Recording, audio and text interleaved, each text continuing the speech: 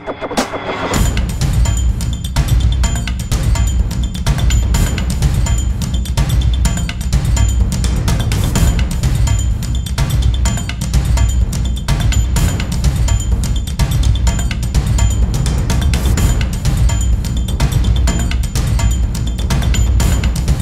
saw like really close battles, and the interesting things is like behind, the level was still high, but it's a new generation coming from university.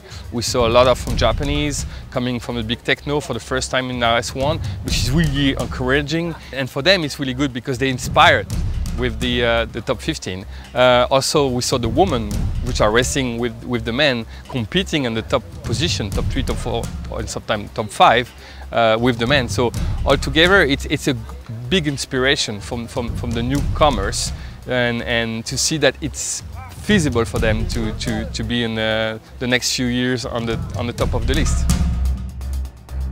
Last year we had really strong wind in Turkey, and here we had a big range of conditions, from very light breeze to medium breeze and to planning condition, so which is perfect.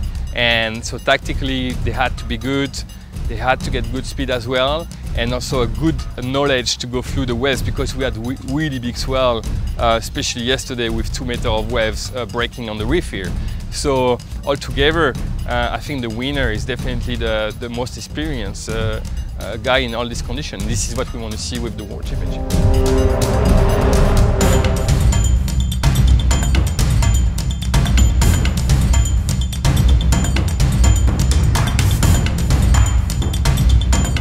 It's been a fantastic championship. It's the first championships after Boracay in Turkey last year, and I wasn't expecting so much action, challenge with the weather condition, happiness with the people, welcoming from Indonesia. I mean, altogether is probably one of the best.